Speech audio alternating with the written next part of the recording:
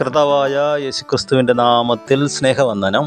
പ്രിയമുള്ളവരെ, ഇന്ന് നമ്മൾ ധ്യാനിക്കുന്നത് മത്തായി എഴുതിയ സുവിശേഷം 7-ാം അധ്യായം 13-14 വാക്യങ്ങൾ.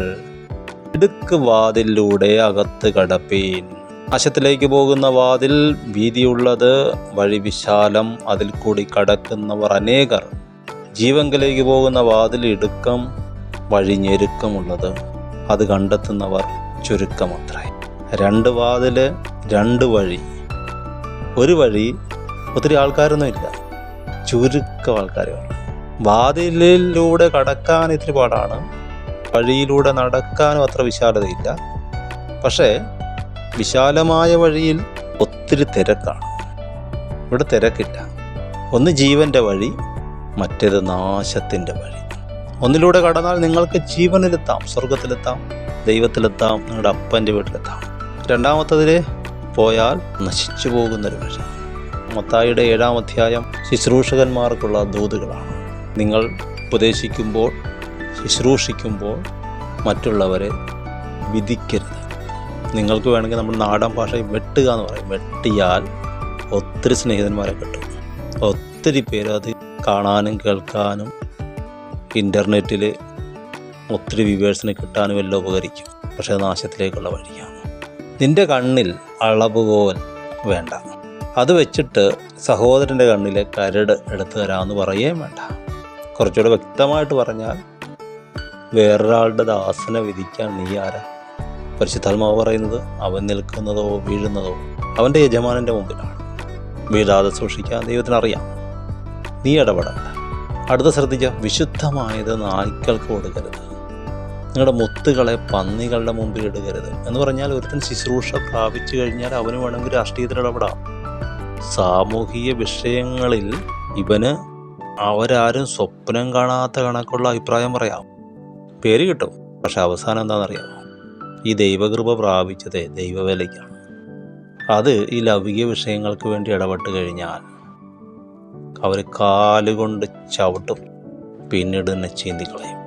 15 പറയുന്നു, കള്ളപ്രവാചകന്മാർ. അവിടെ നമ്മളെ ഞെട്ടിക്കുന്നൊരു സംഗതിയാണ്. അവർ കർത്താവിനോട് അന്ത്യനാളിൽ പറയുന്നു, കർത്താവേ കർത്താവേ, നിന്റെ നാമത്തിൽ ഞങ്ങൾ പ്രവചിച്ചു, ഭൂതങ്ങളെ പുറത്താക്കിയെന്ന്. ഭൂതങ്ങളെ പുറത്താക്കാനായിട്ട് ഭൂതത്തിന് പറ്റുമോ? കർത്താവ് തന്നെ പറയാതെ പറ്റത്തില്ല. അപ്പോൾ എന്താ സംഭവം? സ്വർഗസ്ഥനായ എൻ്റെ പിതാവിൻ്റെ ഇഷ്ടം ചെയ്തില്ല. ഇവർ ഈ ശുശ്രൂഷയൊക്കെ പ്രാപിക്കുന്നവരെ കൊള്ളായിരുന്നു. പ്രാപിച്ചു കഴിഞ്ഞപ്പോൾ അതിലൂടെ കിട്ടിയ പ്രശസ്തിയും പണവും ധനവും മാനവും അവരെ വഴിതെറ്റിച്ചു കളഞ്ഞു.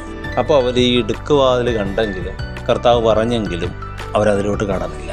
അപ്പോൾ അവരൊരു കമ്പനിയിൽ ജോലി ചെയ്യുന്ന പോലായി. 55 വയസ്സാകുമ്പോൾ റിട്ടയർമെൻറ്റ് പറ്റി അവർ പോകാൻ തയ്യാറായി. കർത്താവ് പക്ഷേ അങ്ങനെയല്ല ഉദ്ദേശിച്ചത്. കർത്താവ് ഉദ്ദേശിച്ചത്, ജീവിതത്തിൻ്റെ ഒരു ഘട്ടം കഴിഞ്ഞപ്പോൾ അടുത്ത ഇടുക്കുവാതിൽ കാണിച്ചു, അതിലൂടെ നിങ്ങൾ കടന്നിരുന്നെങ്കിൽ നിങ്ങൾ കമ്പനിയുടെ ഉടമസ്ഥരാകാമായിരുന്നു, ഷെയർ തരാമായിരുന്നു എന്നും പറയാണ് കർത്താവ് വിളിച്ചത്. ക്രിസ്തുവിൽ ഓഹരി, ക്രിസ്തുവിനോടുകൂടെ കൂട്ടവകാശി ആകാനാണ് ദൈവം വിളിച്ചത്. ഇവർ പറഞ്ഞേക്കുന്നതിന് താല്പര്യമില്ല. ഞങ്ങൾ ജോലി ചെയ്യാം. എന്തൊക്കെ ജോലി ചെയ്യാം? പ്രവചിക്കാം, ഭൂതങ്ങളെ പുറത്താക്കാം, വീര്യപ്രവൃത്തികൾ ചെയ്യാം. ചെയ്തു.